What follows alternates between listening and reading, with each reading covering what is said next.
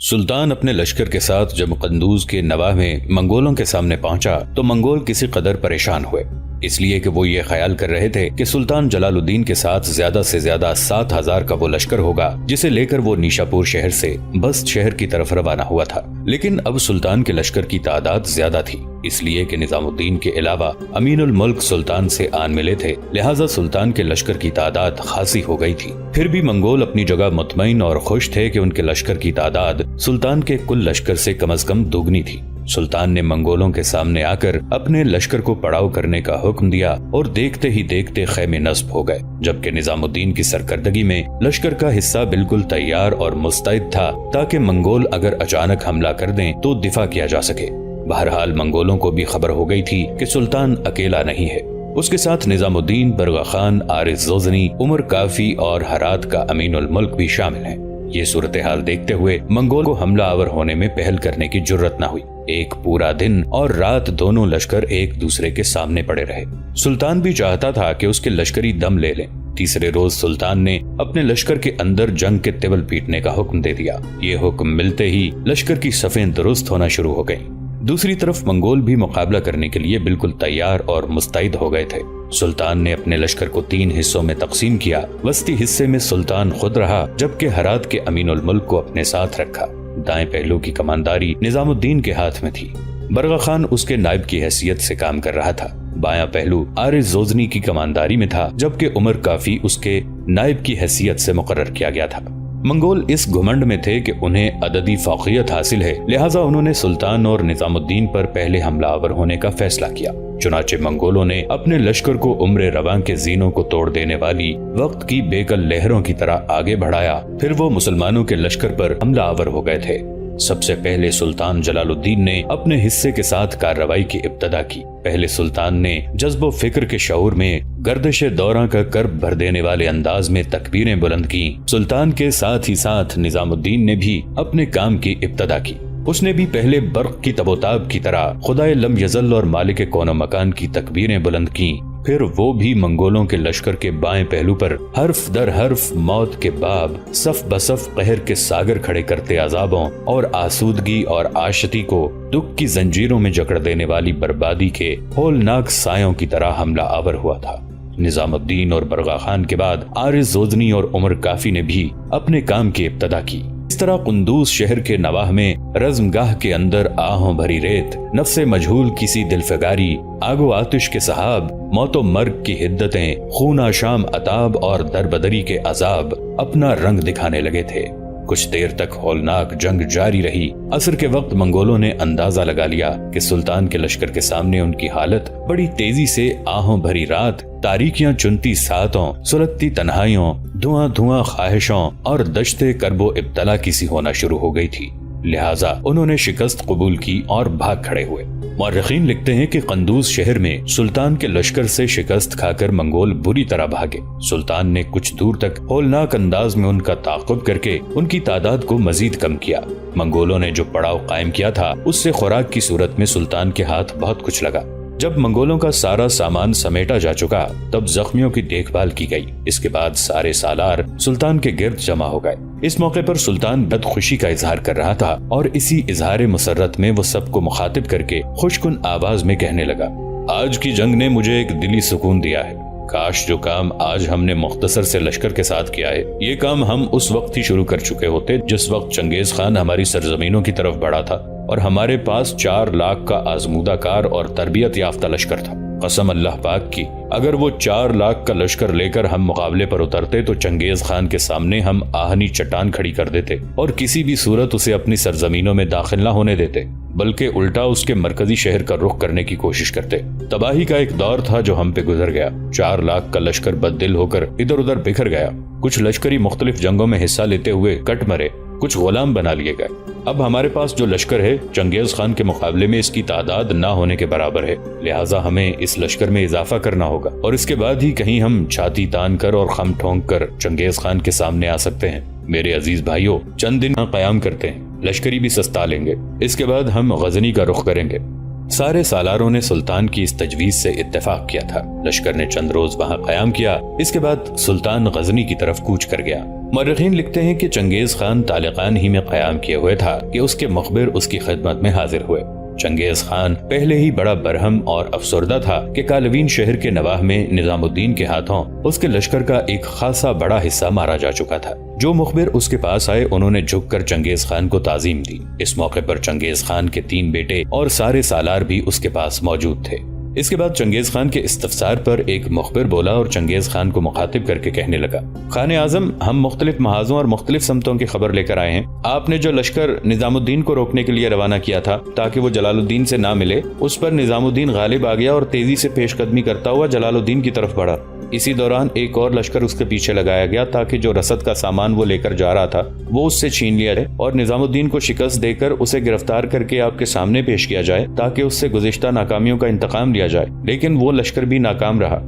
ہمارے لشکر کا وہ حصہ بھی اکثریت میں کٹ مرا۔ اس طرح نظام الدین جلال الدین سے جا ملا۔ ابھی دونوں کو ملے ہوئے چند ہی دن ہوئے تھے کہ ہمارا ایک لشکر قندوز شہر پر حملہ آور ہوا تھا۔ چنانچہ مسلمان مخبروں نے اس کی اطلاع جلال الدین کو کر دی۔ پھر جلال الدین اور نظام الدین اپنا لشکر لے کر قندوز کی طرف بڑھے۔ قندوز کے نواح میں ہولناک جنگ ہوئی جس کے نتیجے میں ہمارے لشکر کو بدترین شکست کا سامنا کرنا پڑا۔ ہمارے انگنت لشکری میدان جنگ میں کام آئے اور لشکر نے شکست قبول کرتے ہوئے بھاگ کر اپنی جان بچائی۔ ساری تفصیل جاننے کے بعد چنگیز خان بیزاری محسوس کرنے لگا تھا، منہ سے کچھ نہ بولا تھا۔ ہاتھ کے اشارے سے اس نے ان مخبروں کو جانے کے لیے کہا۔ اس پر وہ مخبر پیچھے ہٹ کر چلے گئے۔ ان کے جانے کے تھوڑی دیر بعد تک گہری کاٹ کھانے والی خاموشی طاری رہی۔ اس کے بعد چنگیز خان نے سرخ آنکھوں والی ایک گہری نگاہ اپنے بیٹوں اور سالانوں پر ڈالی، پھر کہنے لگا، جب سے مخبروں نے مجھ پر یہ انکشاف کیا ہے کہ نظام الدین اصل میں کوشان خان ہی ہے، تب سے میرے دل میں پیچ و تاب اٹھ رہے ہیں۔ حیرت کی بات ہے، مسلمانوں کے سلطان علاؤالدین خوارزم شاہ کا اتنا بڑا سالار جسے اس کے لشکریوں کا سالار اعلیٰ کہا جا سکتا ہے، اس وقت ہمارے مرکزی شہر میں داخل ہوا جس وقت بغداد کے سفیر اور تبرستان کا بدر الدین ہمارے پاس آئے تھے اور ہمیں ترغیب دی تھی کہ ہم علاؤالدین خوارزم شاہ پر ضرب لگائیں۔ میں سمجھتا ہوں وہ ہماری ہی نہیں بغداد اور تبرستان والوں کی جاسوسی کرنے کے لیے آیا تھا۔ اس کام میں وہ کامیاب رہا، اس لیے کہ بعد میں پتہ چلا کہ کوشان خان نے خلیفہ بغداد کے قاصدوں اور تبرستان کے بدر الدین کو راستے میں موت کے گھاٹ اتار دیا تھا۔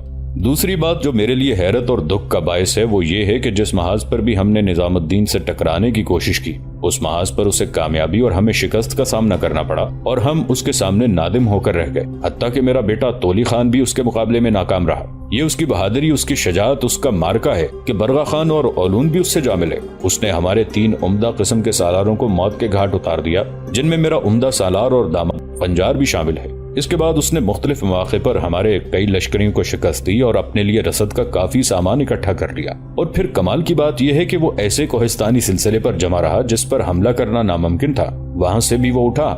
ہم نے اس کی راہ روکنے کی کوشش کی تاکہ وہ جلال الدین سے نہ ملے، لیکن وہ ہمارے لشکر کو کاٹ کر جلال الدین سے ملا اور اب دونوں نے مل کر قندز شہر میں ہمارے لشکر کو بدترین شکست دی ہے اور ہمارے لشکر کی اکثریت کو موت کے گھاٹ اتار دیا ہے۔ یہ میرے لیے نیا چرکا اور نئے زخم ہے، اس لیے کہ قالوین شہر کے نواح میں اس نظام الدین نے ہمارے لشکر کو بدترین شکست دے کر لشکر کا تقریباً مکمل صفایا کر دیا تھا۔ ابھی میرے وہ زخم مندمل نہیں ہوئے تھے کہ قندز شہر والی خبر مجھ کو دے دی گئی، جس سے پتہ چلتا ہے کہ جلال الدین کے ساتھ اب نظام الدین مل چکا ہے۔ اس لیے کہ نظام الدین اکیلا نہیں تھا، اس کے ساتھ برغا خان ہے، عارض زوزنی ہے اور اب ان کا تیسرا بڑا سالار عمر کافی بھی ان کے ساتھ ہے۔ ان حالات میں ہمیں کسی طریقے، کسی جتن کے ساتھ اس نظام الدین پر ضرب لگا کر اسے زندہ گرفتار کرنا ہوگا۔ سب سالاروں سے ہو، کل یہاں سے کوچ ہوگا۔ اس کے ساتھ ہی برہمی کسی حالت میں چنگیز خان اٹھ کر اپنے خیمے کی طرف چلا گیا تھا اور اگلے روز چنگیز خان لاکھوں کا ایک لشکر لے کر طالقان سے سلطان جلال الدین سے نمٹنے کے لیے روانہ ہوا تھا۔ مورخین کے مطابق قندز شہر میں منگولوں کو بدترین شکست دینے کے بعد سلطان اپنے پورے لشکر کے ساتھ غزنی کی طرف روانہ ہوا۔ سلطان جلال الدین کے بعد سلطان علاؤالدین نے جس وقت اپنی سلطنت تقسیم کر دی تھی تو غزنی کا علاقہ جلال الدین کے حصے میں آیا تھا۔ اسی بنا پر سلطان جلال الدین نے غزنی کا رخ کیا تھا۔ علاؤالدین خوارزم شاہ کے مرنے کے بعد سلطان جلال الدین جس شہر میں بھی گیا، لوگوں نے منگولوں کے ڈر کے مارے سلطان کی حمایت نہیں کی اور نہ ہی اسے اپنے شہر میں ٹھہرنے دیا۔ لیکن غزنی شہر کا رد عمل مختلف تھا۔ غزنی افغانوں کا شہر ہے اور افغانی پیدائشی جنگجو تھے اور ہیں۔ کچھ مورخین یہ لکھتے ہیں کہ افغانوں کا یہ دعویٰ ہے کہ ان کا سلسلہ نسب اسرائیل کے منتشر قبائل سے جا ملتا ہے، حال ہی میں افغان قبائل کے اصل ماخذ کے بارے میں دنیا کی توجہ مبذول ہوئی ہے۔ اس حقیقت کے پیش نظر کہ افغان اپنا تعلق اسرائیلیوں کے آباء و اجداد سے وابستہ کرتے ہیں جو کہ غور کے علاقے میں آباد ہو گئے تھے، اور یہ کہ ان کے مختلف قبیلے خود کو ایک شخص قیس کے شجرہ نسب سے وابستہ کرتے ہیں۔ قیس ایک یہودی سردار تھا اور اسرائیل کے بادشاہ مینوئل کی 35ویں پشت سے اس کا سلسلہ نسب ملتا ہے۔ مورخین کا یہ کہنا ہے کہ یہودی باشندوں کے بارے میں جو اپنے آبائی وطن کو چھوڑ کر افغانستان آ کر آباد ہو گئے تھے اور جو واپس اپنے آبائی وطن نہیں گئے، ان کے وطن واپس نہ جانے کے اسباب معلوم کرنے کے لیے ایک یہودی راہب بنجمن نے افغانستان کا سفر اختیار کیا۔ بنجمن نے یہ دریافت کیا کہ نیشاپور کے پہاڑوں میں 4000 کے قریب یہودی آباد ہیں۔ ان کا تعلق دان، آشر، زبولون، نوبت اور یہودیوں کے دوسرے قبائل سے تھا۔ پہاڑی علاقے میں رہتے ہوئے ان قبائل نے اپنی خود مختاری اور آزاد زندگی کی بود و باش اور خصائل کو برقرار رکھا۔ ان قبائل کا سردار ان دنوں ایک یہودی شہزادہ تھا۔ اس نے 1153 عیسوی میں سلجوقوں کے سلطان کو اپنا آقا اور حکمران تسلیم کیا تھا۔ مورخین یہ بھی لکھتے ہیں کہ عرب میں جو یہودی پہلے سے آباد تھے، ان سے باہمی روابط کے باعث اپنے علاقے سے نقل مکانی کرنے والے یہودی عرب ہی افغانستان میں آباد ہو گئے تھے۔ اس دور کی بعض روایات کے مطابق قیس سردار نے حضور صلی اللہ علیہ وآلہ وسلم سے ملاقات کی اور اسلام کی اعلیٰ آفاقی تعلیم سے متاثر ہو کر قیس نے اسلام قبول کر لیا۔ مورخین مزید لکھتے ہیں کہ حضور صلی اللہ علیہ وآلہ وسلم نے قیس کا نام عبد الرشید رکھا تھا اور پٹھان کا لقب عطا کیا تھا۔ یہ ایک پراسرار نام ہے۔ اس کے اصل ماخذ کا دور حاضر اور قدیم زبانوں میں کوئی سراغ نہیں ملتا، مگر یہ بات تسلیم کی جاتی ہے کہ پٹھان کا مطلب پتوار یا بادبان ہے۔